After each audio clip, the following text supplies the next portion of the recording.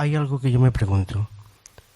Cuando entramos en el desierto, que todo el mundo hemos entrado alguna vez, ¿qué te parece a ti que debemos hacer para salir de él?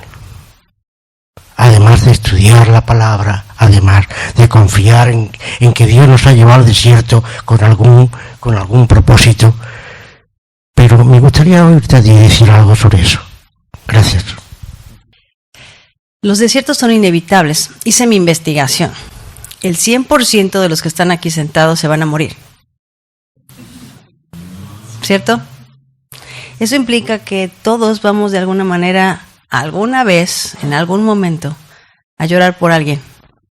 Solamente pensando en que nuestra vida es corta y es un vapor. Entonces, si todos vamos de alguna manera a pasar por un desierto, ¿qué hacemos en medio de los desiertos? Un día estaba justamente llorando y lo voy a decir así, ¿no?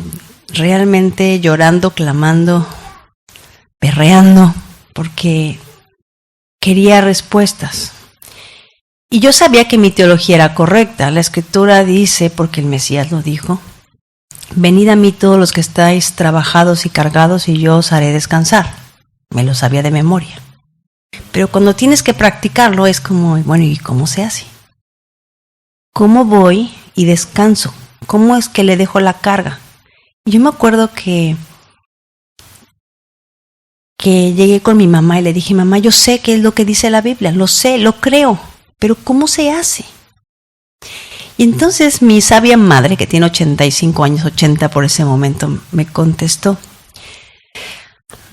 yo sé que cuando un camello quiere descansar, en la noche tiene que arrodillarse para que el amo, el dueño, le desate la carga y entonces pueda reposar esa noche. Y entonces al día siguiente tenga fuerzas para seguir el camino. Era tan simple, fue una respuesta y una ilustración tan obvia que tuve que entrar a mi cuarto, cerrar la puerta y entonces postrarme y darme cuenta que justamente oración significa eso en hebreo. La palabra palal en hebreo significa postrarse delante de la autoridad presentando una súplica. Para que el juez haga lo que tiene que hacer. Pero requiere humildad. Postrarnos, realmente ir a las rodillas, requiere de nosotros declarar, no tengo la menor idea de cómo hacerlo. Tú eres el dueño, tú eres la autoridad. Y estoy dispuesta a que hagas lo que tienes que hacer. Y de pasada lo que el Señor hace es desatar la pesada carga que traemos en los hombros. Y dice la Escritura que la lleva con nosotros. Mi yugo es fácil y ligera mi carga. Cuando yo me doy cuenta que cuando los antiguos araban la tierra y colocaban el yugo y lo hacían poniéndolo sobre dos animales, descubrí que tenía que estar un animal que era mayor, entrenado, experto, y usualmente se colocaba el experto con un joven, un toro joven que tenía que aprender. Y cuando descubro eso me doy cuenta de que lo que el Señor estaba diciendo, mi yugo es fácil y ligera mi carga, es que la lleva con nosotros. Cuando estamos pasando por los desiertos tenemos que recordar que el Señor quiere llevar la carga junto con nosotros. No significa que la carga desaparece, se vuelve más ligera porque Él nos ayuda, Él nos instruye, Él nos enseña, para que entonces podamos ir derecho y aprendamos en el proceso. Tenemos que tener humildad para ir a nuestras rodillas y decir, Señor, me ayudas porque hoy está muy pesado. Y también me llama la atención que el Señor dice estas cosas en el contexto de pescadores. No sé si ustedes han visto estos grandes barcos, seguramente sí, en Málaga han visto muchos de estos barcos cargueros, que representan desde mi perspectiva a este Dios todopoderoso que puede llevar una gran carga. Y nosotros somos como estas barquitas de pescadores, ¿no? Que tienen un límite. Y lo que el Señor está diciéndole a los pescadores es, cuando ya la lancha se esté desbordando y ya no puedas más, entonces te acercas y le pides al Señor ayuda para que lleve un poco de tu carga. La vida no se supone que sea fácil. Quien tiene esta idea de que una vez que venimos al Señor desaparecen las tribulaciones, realmente lo más probable es que no está viviendo la vida cristiana. Porque seguir a Cristo no es fácil. El camino de Cristo no es fácil, es el único camino. Pero no dice la Escritura que sea un camino fácil. Es un camino, de hecho, difícil. La palabra que nos traducen del griego como estrecho, el Señor dijo, no, el camino que lleva a la vida es estrecho. Esta palabra estrecho es la palabra tribulación en griego. El camino que lleva a la vida requiere esfuerzo, es difícil. No es cómodo. El otro, el ancho, ese todo mundo lo transita. Pero el camino que lleva a la vida requiere de esfuerzo. Va a ser un camino de tribulación. Así que requiere humildad, la capacidad de humillarnos y decir, tú eres el que sabe todas las cosas, tú no has perdido el control y hoy vengo a presentarte mi súplica para que hagas lo que tú quieres.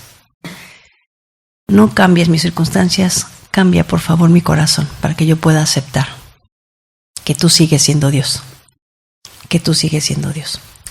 Hay un salmo que me encanta, creo que es el Salmo 36, que dice, déjame pensar cómo dice, porque siempre me acuerdo en hebreo, pero no me acuerdo cómo dice en español. Dice, estad quietos y reconoced que yo soy Dios. En hebreo, ese versículo realmente dice, abre las manos y reconoce que yo soy el Señor. Cuando yo me di cuenta que eso era lo que significaba, entonces descubrí que mientras estoy así con las manos cerradas y aún levantando el puño a Dios y diciendo, no quiero soltar la vida que tenía antes, no quiero soltar el ministerio que tenía antes, no me gusta, es la situación que tengo ahora, mientras tengo la mano cerrada, no hay forma que Dios me dé nada. Fue el día que entendí lo que significa estar quietos y reconoce que yo sigo estando en control, que el Señor empezó a llenar mi vida de propósito, de ministerio, de amigos, de sabores, de ciudades y de vida.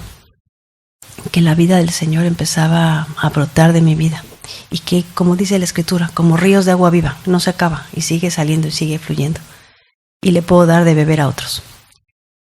El Señor nunca va a pedir de nosotros nada que no tengamos. Hay una historia en la Biblia que me encanta, es la historia de la viuda, cuando llega el profeta, creo que es la viuda de Sarepta, cuando llega el profeta, creo que es Eliseo, y le pide algo de comer y ella dice, solo tengo aceite, mi marido murió y soy viuda y nos dejó en deudas. Y el profeta le dice, a ver, ¿qué tienes? Y ella dice, pues aceite, tengo aceite. Y entonces él le dice, trae todas las jarras que tengas. Y entonces ella empieza a vaciar el aceite en las jarras y empieza a multiplicarse el aceite y se llenan todas las jarras y las vasijas que tiene en su casa. Y luego, cuando se acaban, va con el profeta y dice, ya, me acabé las jarras. Y entonces le dice, ve por las de tu vecino. Y entonces ella empieza a llamar a sus vecinos, tocar puerta por puerta y llena su casa de todas las jarras y las vasijas de sus vecinos y sigue llenando y llenando y llenando aceite.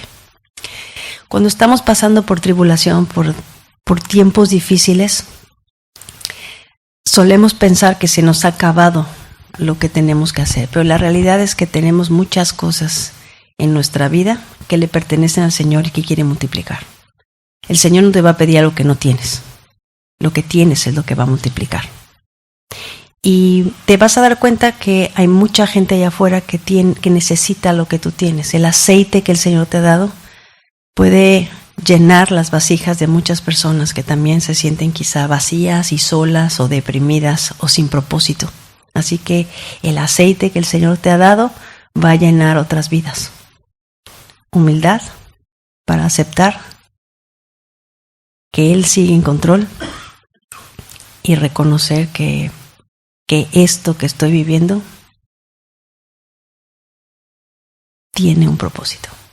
Y hay una oportunidad para llenar la vasija de otro con el aceite que el Señor nos ha dado y nos ha entregado. Le somos útiles porque el Señor no va a desperdiciar nada y mucho menos el dolor.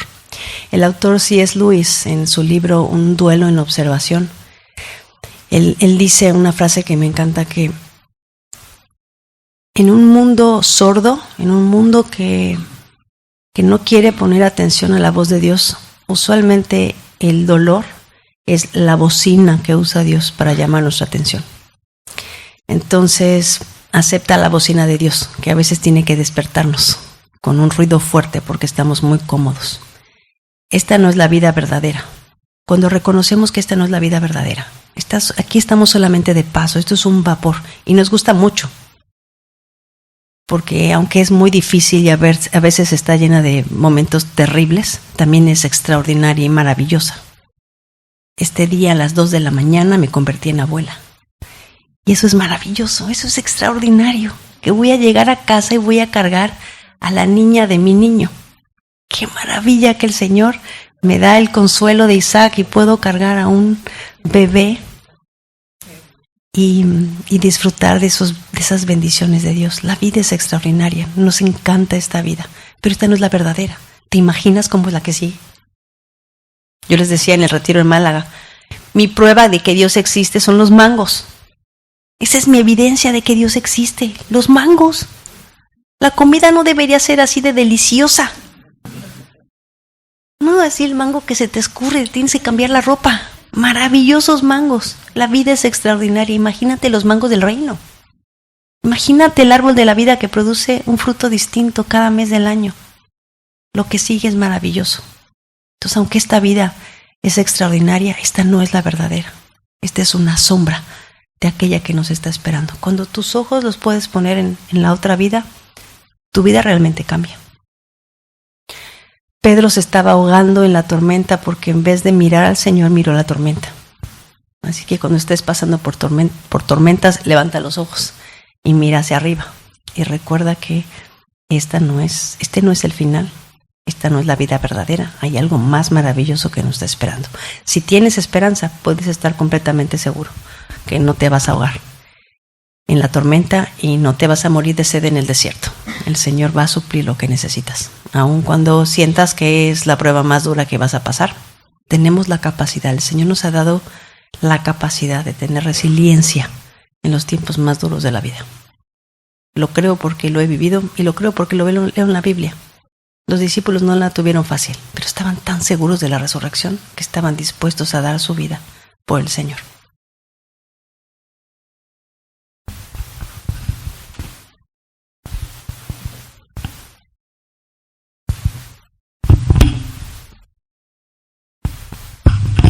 Yo quiero compartir un versículo con vosotros, porque muchas veces estamos pensando que el desierto tiene una connotación negativa y que en el desierto no vamos a morir. Pero la realidad es que en el desierto encontramos el amor al Señor. Entonces, en Oseas 2:14 dice: a pesar de todo eso, llevaré a Israel al desierto y allí con mucho cariño haré que se vuelva a enamorar de mí. Así que en el desierto encontramos ese amor, el real.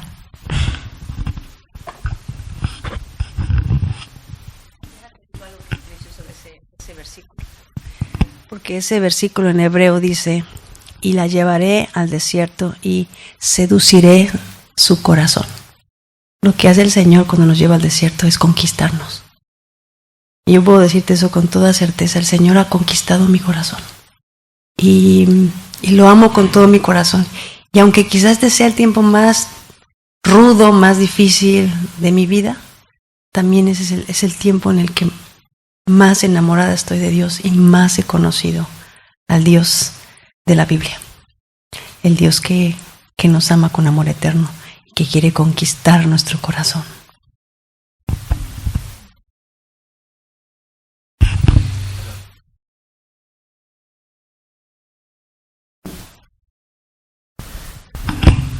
Yo, para empezar, quiero darte las gracias por el testimonio que estás compartiendo, porque creo que está siendo de bendición para muchas personas.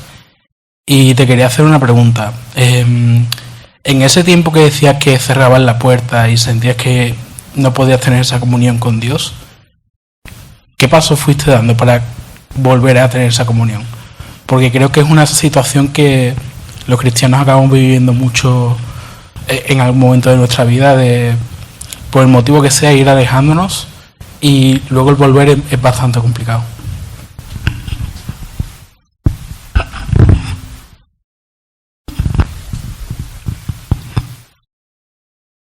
Primero tuve que reconocer lo que estaba sintiendo. Mi teología, mi doctrina me decía que yo no podía estar enojada con Dios. Que eso era una blasfemia, pero yo me sentía blasfema, ¿no? Decir que estaba molesta con Dios. Entonces lo primero que tuve que hacer es ser honesta, decir, sí, Señor, creo que estoy enojada contigo. Y la segunda pregunta es ¿por qué? ¿Qué es lo que me molesta? ¿Qué es lo que me enoja? Me sentía enojada porque yo pensé que había orado con muchas ganas y no había recibido la respuesta que estaba esperando. Y yo creo que es importante corregir esa parte de nuestra doctrina, darnos cuenta que Dios no es Aladino, que le frotas a la lámpara y te da lo que tú quieres siempre. El milagro es algo extraordinario. Si siempre sucedieran los milagros, no serían milagros, sería algo normal. El milagro es un momento que el Señor te permite ver su gloria, pero también es necesario reconocer que los milagros y las señales no cambian la vida. Si fuera así, Israel, después de salir de Egipto y ver cómo el Señor con 10 plagas derrota al imperio más grande del mundo, se hubiera convertido inmediatamente en la potencia de fe del mundo. Pero no fue así. A Israel le tomó mucho tiempo sacar Egipto de su corazón, aun cuando vieron grandes señales. Y a veces pensamos que somos diferentes a Israel, ¿no? No, si yo hubiera estado ahí, yo si hubiera sido de los que creen. Bueno, lo mismo dijo Pedro, ¿no? Y él vio el agua convertirse en vino y vio al Señor caminar sobre el agua, y cuando le preguntan, ¿tú eres de los que andaba con él?, 3 veces dijo que no. Tenemos que reconocer que a veces tenemos una idea equivocada de lo que es la fe. La fe no significa que tenemos sentimientos intensos y que Dios tiene que ver la intensidad de mi anhelo y de mi deseo y tiene que darme lo que yo quiero. La palabra emuná en hebreo significa fidelidad. El Señor quiere de nosotros fidelidad, aun cuando el tiempo sea difícil. ¿De qué te sirve tu fidelidad o tu fe, sino que cuando vienen los tiempos rudos, tú no puedes seguir caminando detrás de los pasos del Señor? Me parece que es muy claro, por ejemplo, en la relación matrimonial. Hacemos una promesa, ¿no?, de fidelidad en el altar. Prometo serte fiel en la riqueza y en la pobreza, en la salud y en la enfermedad, pero muchos tan pronto empiezan las dificultades económicas, ya su fidelidad no es tan real. O cuando viene la tentación, su fidelidad decae. Cuando no recibimos lo que queremos, no significa que Dios dejó de escucharnos, simplemente es que así es la vida. Y debido a que estamos en esta carne, todos tenemos a veces que pasar por estas dificultades. El mundo está caído y el mundo está así. Y a veces es necesario o a veces es inevitable. Una vez le preguntaron al autor, creo que fue...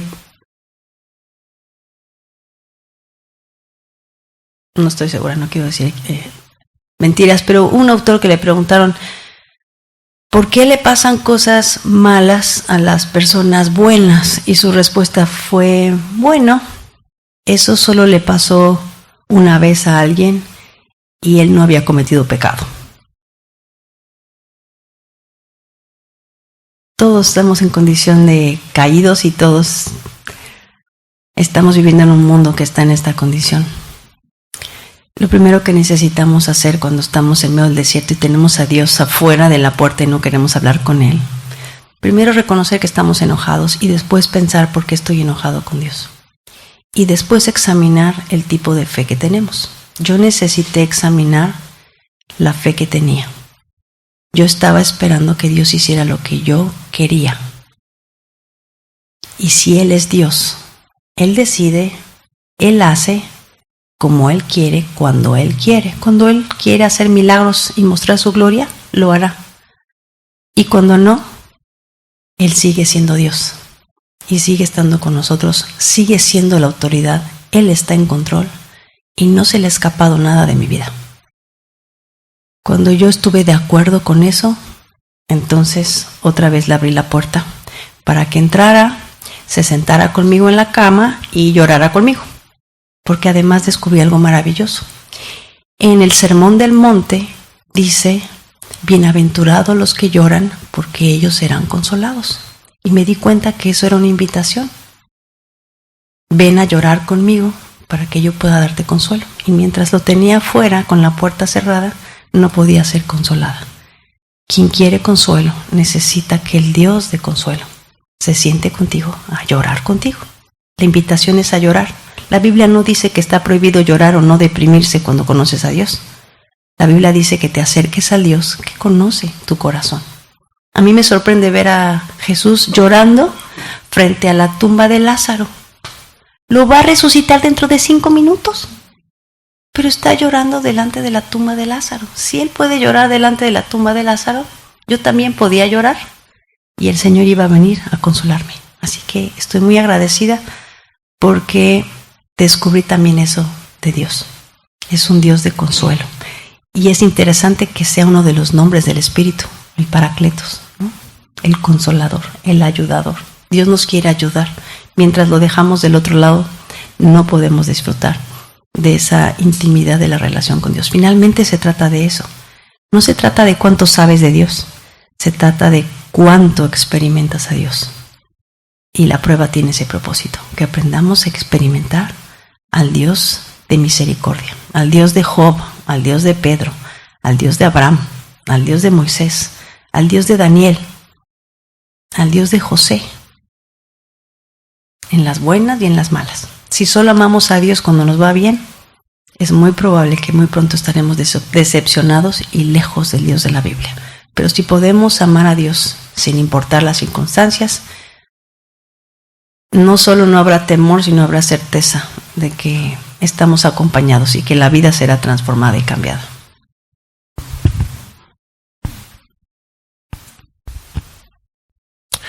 Mi pregunta es, ¿cómo no nos estaremos haciendo hoy en día los que salieron de Egipto, nosotros, con el oro que el Señor nos ha dado, un becerro de oro?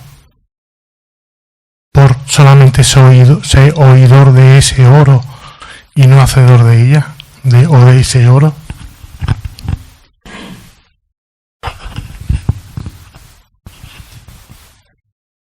Creo que sí. Yo creo que la iglesia contemporánea tiene un reto muy, muy grande. De alguna manera vivimos en un tiempo en el que tenemos libertad, tenemos la Biblia en nuestra mano, en nuestros dispositivos. Tengo aquí todas las versiones que yo quiera para estudiar la Biblia. No estamos siendo perseguidos por ningún imperio. Y se nos ha olvidado la vida del reino, ¿no? Pensamos que simplemente estar bien, estar cómodos, cumplir con nuestras obligaciones o nuestros deberes es suficiente. Se nos ha olvidado justamente la vida de comunidad y que tenemos un tesoro. Tenemos el tesoro de la Escritura, el tesoro más precioso, la perla preciosa y el oro más fino para adorar a Dios.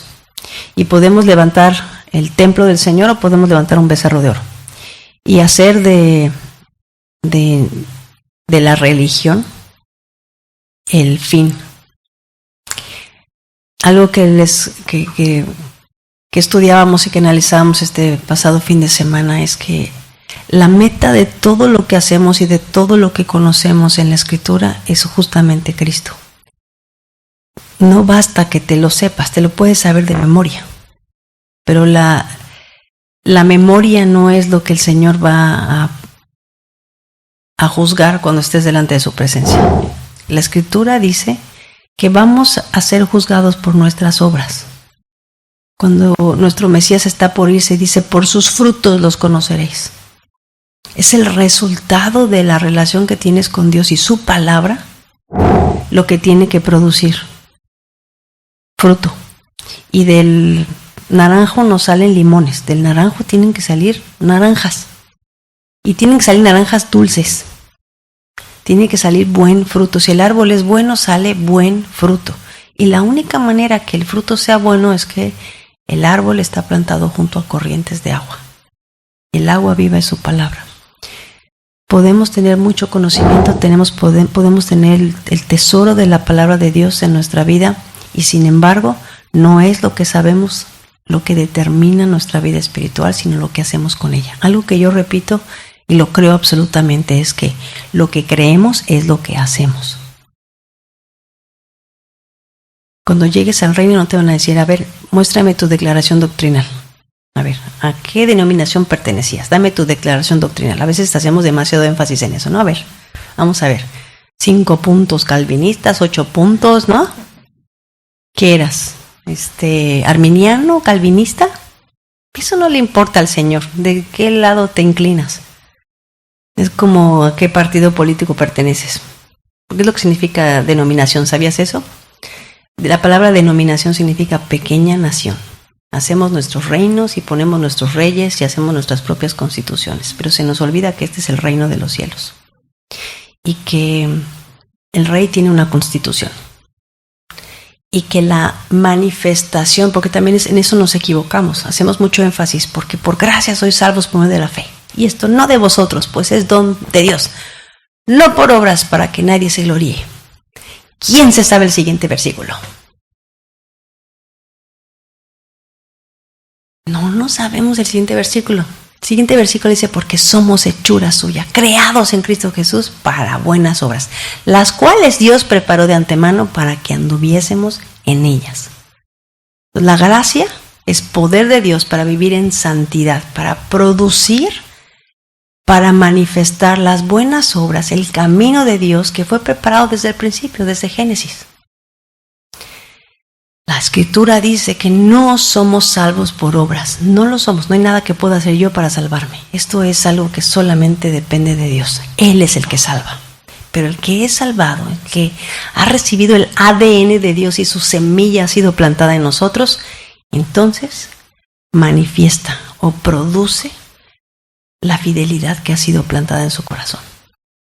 La única manera que dejemos de hacer becerros de oro es que lo que decimos que creemos sea la vida que manifestamos. De otra manera, lo único que tenemos es una religión vacía, vana. Una religión sin palabra de Dios es una religión profana, que hace lo que bien le parece. Pero una religión que tiene mucha palabra de Dios, pero no tiene el Espíritu de Dios, entonces es una religión vacía, legalista, que tiene un estándar muy alto para los demás, pero muy chiquito para nosotros mismos. El Señor está buscando adoradores que le adoren en espíritu y en verdad. Cuando podamos entender que nosotros somos el templo y está siendo construido este edificio de personas que están siendo pulidas y labradas para ser parte de este cuerpo maravilloso, realmente vamos a estar poniéndole oro al templo del Señor. Yo creo que es muy importante esto que mencionas, hermano. Es muy fácil hacernos ídolos, es muy fácil, y es muy fácil hacer aún de la religión un ídolo. Y yo creo que como nunca en la historia, esta es nuestra oportunidad en preparación de la venida del Rey, que el cuerpo del Señor esté listo para presentarse como una novia vestida de blanco y que llamemos a muchos al arrepentimiento. Cada vez menos personas quieren seguir a Dios, pero cada vez hay más personas vacías que están buscando en cosas esotéricas o en misticismos o en religiones paganas llenar el vacío que está en su corazón. Cada vez más, cada vez más. A mí me parece sorprendente que la gente prefiera ser satanista y pensar que hay poder en un mundo oscuro que darse cuenta de que hay un Dios vivo que le ama. Que haya más gente que prefiera hacer posiciones de yoga a levantar sus manos y adorar al Dios de la creación. La gente está sedienta de espiritualidad, pero necesita encontrar una iglesia espiritual.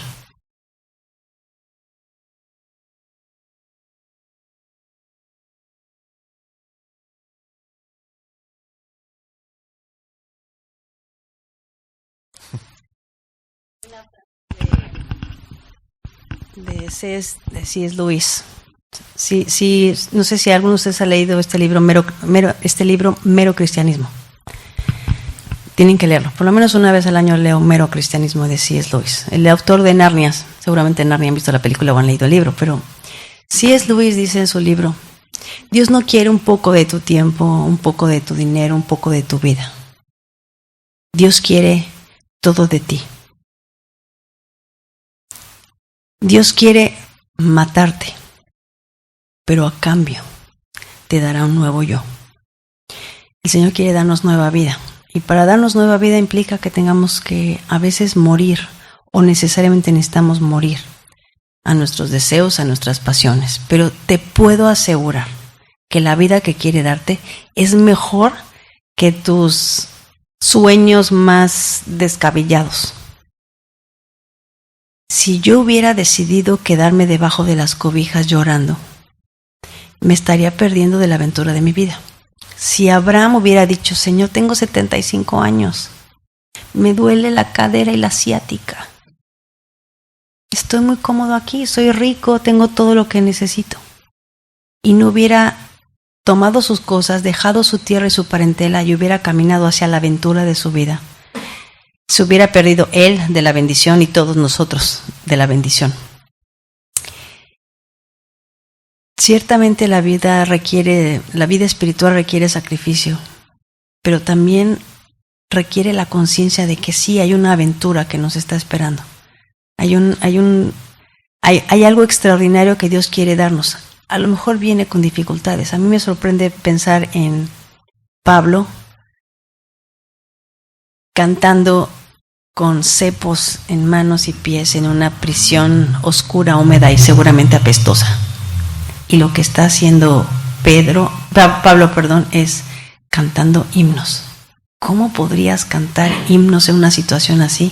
A menos que conoces al Dios de Abraham y tienes su gozo. A menos que lo conoces. Si estás dispuesto a darle tu vida al Señor, jóvenes, pongan atención. Si estás dispuesto a darle tu vida al Señor, te puedo asegurar que el Señor quiere mostrarte cosas grandes y maravillosas que tú no conoces, que ni siquiera te imaginas. No estoy diciendo que va a ser una vida fácil, pero te estoy diciendo que tu vida va a ser extraordinaria, fuera de lo normal, fuera de la normalidad, porque es el Dios que tenemos, el Dios que hizo todas estas cosas. Quiere producir en nosotros cosas que no son naturales, que son extraordinarias. Y eso solamente sucede si estás pegado a la vid. Separado, no produces nada. Pegadito, te aseguro que vas a dar mucho fruto. Yo tengo una que hacer, porque al conocer detalles de tu testimonio, incluso algunos más de los que has compartido hoy, tuviste un matrimonio donde los dos teníais ministerio. Tu esposo pastor, también maestro de la palabra, una compenetración ministerial, imagino que a todos los niveles. Y ahora el Señor te tiene en ministerio y Él está con el Señor. Aquí hay parejas que están por casarse, o personas jóvenes que tienen ánimo por casarse, y otros muchos que, estando casados, pues no sabemos todo tampoco del matrimonio. Y hay circunstancias que posiblemente tú has pasado en vida ministerial también, que a lo mejor otros que estamos casados, pues podamos aprender de ti. ¿Hay algo que tú quisieras aconsejar en el Señor, de tu experiencia en el Señor, familiar, matrimonial, ministerial, que tener en cuenta de una manera especial? Seguro que habría muchas cosas que se pudieran decir, pero si hay algo en tu corazón que tú consideras que tenga especial peso, me gustaría escucharlo. El matrimonio, como todas cosas en la vida, no es fácil. A ver, ningún matrimonio puede decir que es fácil estar casado en mucho tiempo, permanecer unidos. Y algo que descubrí es que el matrimonio no tiene el propósito de hacernos felices. Pongan atención. Ese no es el propósito del matrimonio. Si llegas al matrimonio esperando que otra persona te haga feliz, estás poniendo una carga muy pesada sobre otra persona. El matrimonio no tiene ese propósito.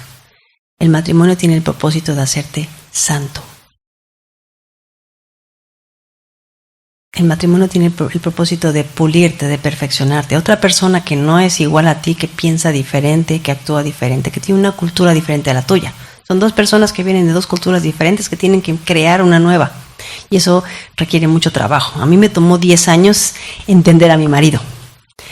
Pero cuando yo descubrí que el propósito por el cual el Señor me había llevado a ese hogar y a ese matrimonio no era para que Él me hiciera feliz, sino que yo fuera mejor persona, que tuviera mejor carácter, que tuviera más paciencia, más gozo, más prudencia, más templanza.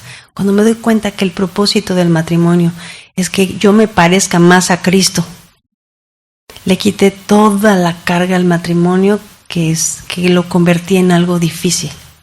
Tenía ahora un sentido nuevo, el levantarme todos los días y pensar, ay, no tengo muchas ganas de amarte, pero te voy a hacer tu desayuno como a ti te gusta. Y entonces iba a la cocina y preparaba los huevos perfectos de mi marido.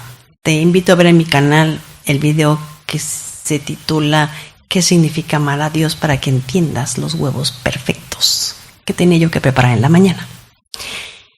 Y todo ese procedimiento que me tomaba 15 minutos preparar, que a mí me hubiera tomado 30 segundos, los dedicaba a dárselos a ese hombre que sabía que se iba a ir en la mañana y que se iba a ir bien desayunado, contento que había desayunado lo que le gustaba. Y yo me sentaba a tomarme mi café mientras observaba cómo se deleitaba comiéndose esos huevos perfectos.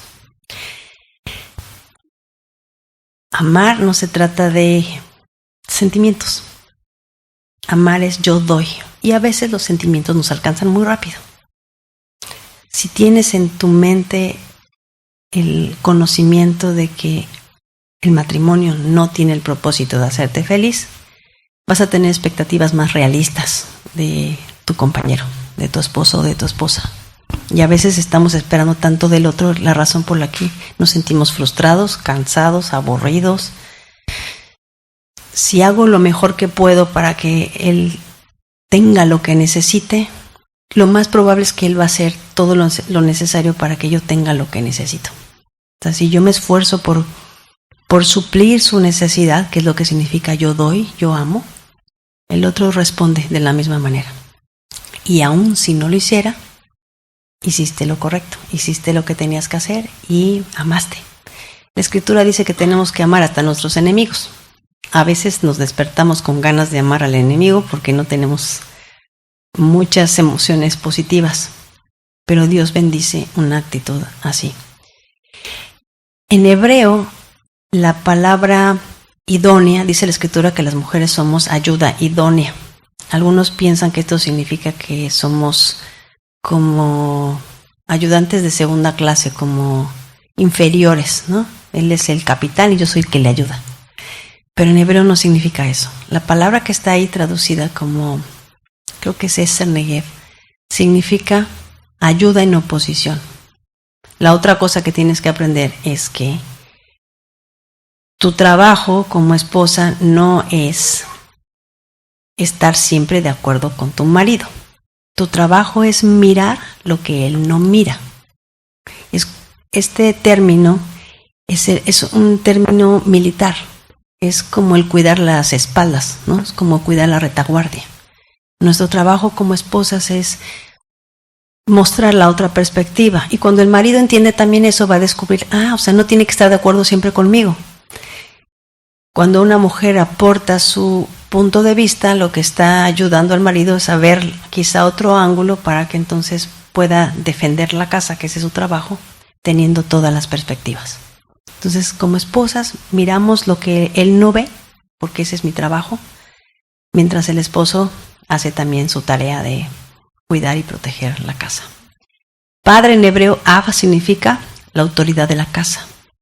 Mamá en hebreo, Em, significa el pegamento de la casa, agua fuerte. Hijo significa la continuidad de la casa, es lo que significa la palabra Ben. Hermano, Aj, significa muro protector. Si los hermanos se protegen entre sí y saben que ese es un ministerio en la casa, si el marido sabe que su trabajo es ser la autoridad fuerte o la estaca que sostiene su casa. Y las mamás y las esposas sabemos que nuestro trabajo es ser el pegamento en las que mantenemos unida la casa. Cada quien cumple con su función y esto funciona maravilloso como un reloj suizo, cada engrane trabajando con propósito. Y si nos descargamos de la idea de que el otro tiene que hacerme feliz y bajo mis expectativas, tu matrimonio, puedo asegurarte, puede durar 23, 28, 50, 70 años o hasta que la muerte los separe. La verdad es que le doy muchísimas gracias al Señor de haber podido tener este tiempo con nuestra hermana en esta tarde. Y la pregunta que yo me hago, y la respuesta tú la sabes, pero después de escuchar el compartir, yo creo que del Señor a través de ella, salimos edificados, confirmados y aún con más deseo de amar, buscar y servir a Dios. Salimos con deseos de consagración, salimos con deseo de utilizar las circunstancias incluso rutinarias de nuestra vida como una aventura de fe para amar a Dios, para glorificar a Dios. Si eso es así, yo bendigo su nombre porque el propósito de esta reunión se ha cumplido. La verdad es que tengo que confesar que esto lo digo de corazón, hermana, y los que me conocen saben que yo no soy una persona aduladora y no lo digo tampoco por ese motivo. Hay algo que yo he visto a veces en algunas personas, y cuando digo algunas, me refiero a muy pocas, a personas que por una experiencia cercana y permanente con el Señor, su vida y su carácter ha sufrido una lima y ha sufrido un proceso por el Espíritu Santo que se les nota y se ve que hay, no sé cómo decir, es como si el Espíritu fuera denso en esas personas, hay un peso del Espíritu en esas personas. Y cuando hablan del Señor, cuando hablan de la palabra, o simplemente con sus silencios, tú percibes perfectamente que el Espíritu de Dios está ahí. He conocido muy pocas personas así en mi vida, tan pocas que cuando conozco a una lo detecto. Y esta hermana es una de las personas con las que tengo esa sensación o discernimiento. Conoce mucho de la palabra, tiene conocimiento, pero no es academicismo, es conocer a Dios. A mí me impacta más un testimonio así que no el testimonio de una persona que pueda hacer milagros, que pueda hacer señales. Me impacta más una persona que a través de tribulaciones y en una vida normal, cuando pasa por los desiertos, se mantiene el Señor, aprende a conocerle y de eso aprende a dar de beber a otros.